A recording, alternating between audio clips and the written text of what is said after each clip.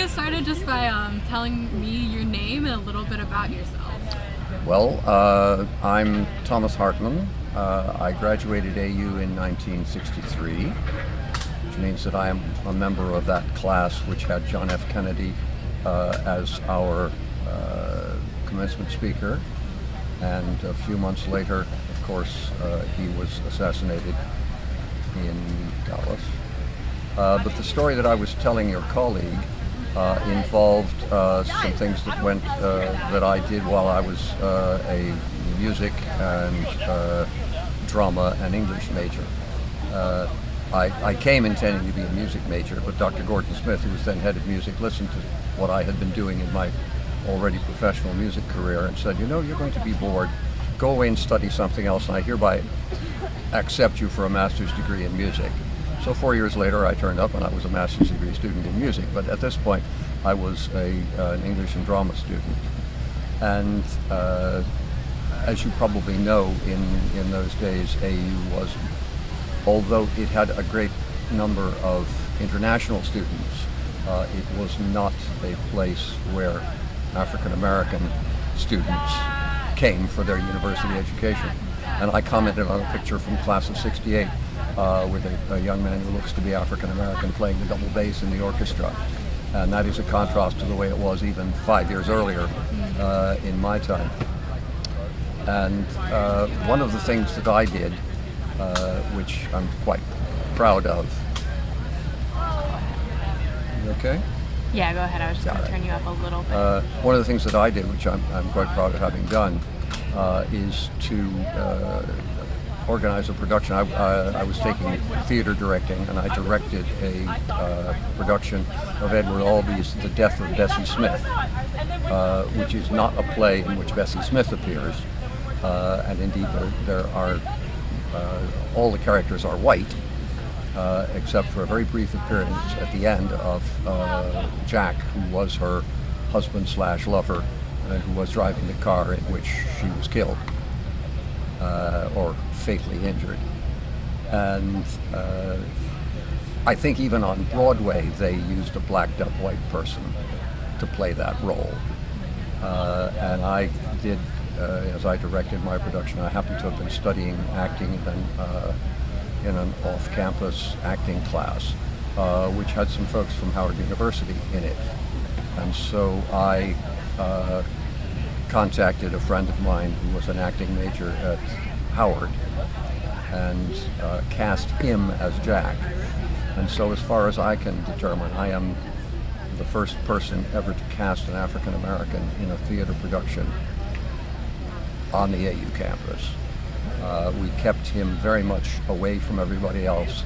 I always had the stage manager read his lines while we were rehearsing.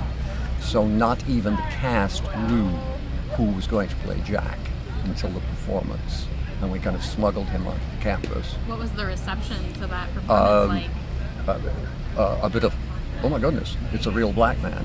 But it was very, very positive. It was the sort of thing I think that was expected of me in my directing. I wasn't the guy who did the simple stuff, and it's always struck me that that was an historic moment for AU.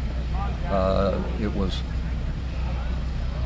what we now call the sort of casting, which has come to be much more common. I heard Sterling K. Brown comment about his casting in This Is Us, that he was very pleased to have this hugely meaty part, which was written for a black man to play and had to be played by a black man, and he got to play it.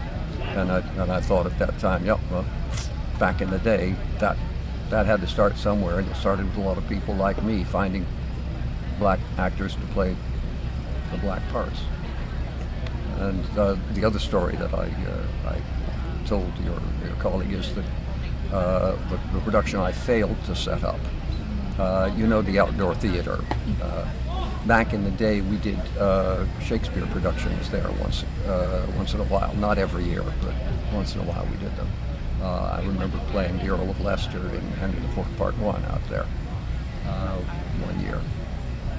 But I tried to set up a production of Romeo and Juliet This is 1962, 61, 62. So you're about 4 or 5, maybe 6 years after West Side Story. And I tried to bring Shakespeare on board on what I saw as the great conflict of the time. Because what I was going to do is I was going to get my contacts at Howard to provide the Capulets, i.e. Juliet, and we at AU would provide the Montagues, i.e. Romeo. And so we would have race as the center of the conflict between the Montagues and the Capulets. It got absolutely nowhere.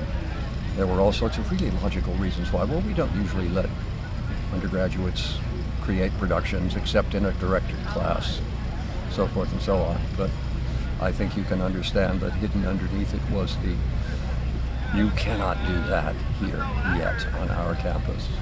Did anyone say that, or what? Oh, goodness, no. No. Oh, heavens, no. There were, What were the clues?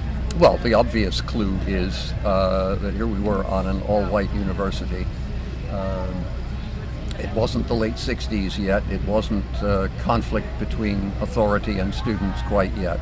But there was a clear feeling all over the place that the integration of American society was something that wasn't going to happen quite yet.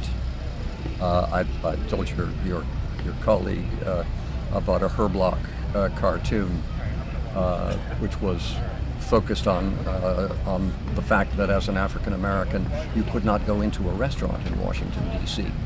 in the early 60s. And the Herblock cartoon showed this clearly black couple being welcomed into a restaurant by the maitre d', and the caption was, "It's okay, they're not Americans." If you were an African diplomat, of course, you would be welcomed to any restaurant in Washington, D.C. you wished to go. But Mr. and Mrs. Jefferson or Mr. and Mrs. Lee from Northeast Washington would not be permitted to go there. There was a big conflict at the time. Can you comment at all about what inspired you to be part of the difference in casting? Oh, sure. I was a jazz musician. That was the experience that Gordon Smith was commenting on when he said, "You're going to be bored, go do something else and come back later." I led my own jazz big band from the age of 15, had been involved in all sorts of music, but obviously the inspirational figures of jazz are African Americans. So my big cultural heroes were in 1962, 63, Charlie Parker, Dizzy Gillespie, Count Basie, and of course a local boy made good called Duke Ellington.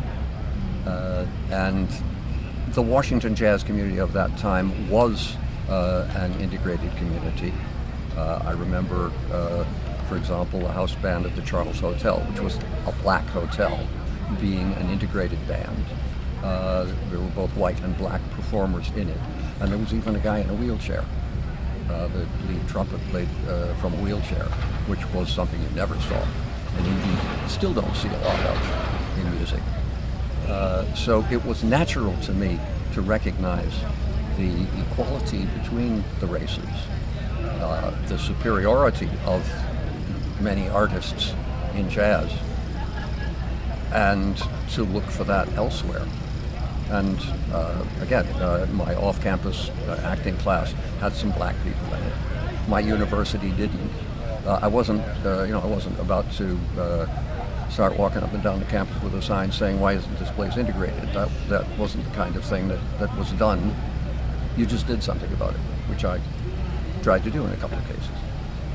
Wonderful. Thank you so much for sharing. Oh, not at all. Anything else you'd like to share with us? Oh, heavens. All sorts of stuff. I talked to the archivist of the university about this a couple of years ago, but I don't know whether anything's ever come of it. As a result of the Kennedy commencement speech,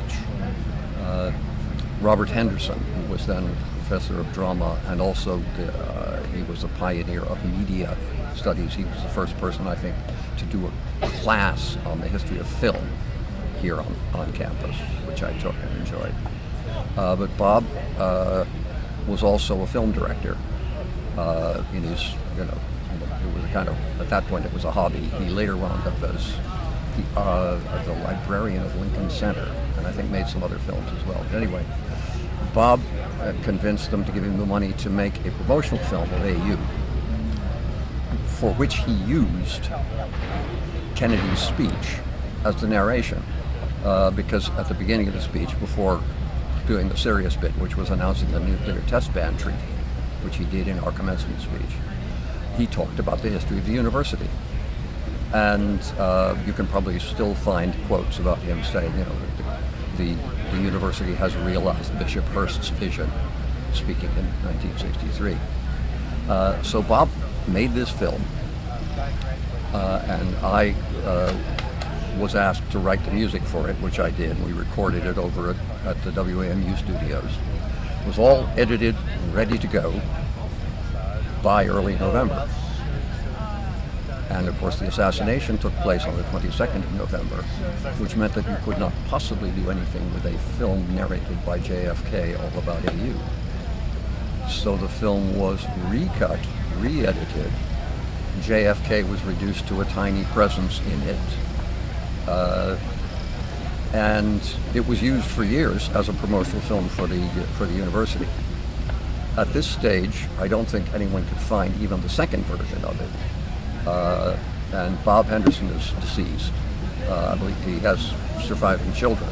But whether or not somewhere there is a 16 millimeter film copy of that documentary promotional film of AU with JFK as the narrator, it would be great to find. And of course, in those days, there's no way I got a copy of it. Nobody had a copy of it because it was a 16 millimeter film. So that's another AU story for you. Yeah, I'll have to. And as I say, I discussed that with the University Archivist a couple of years ago. I don't have the resources to go locating Bob Henderson's children, but somebody might. Well, thank you so much. It was wonderful to talk with you. Thank you.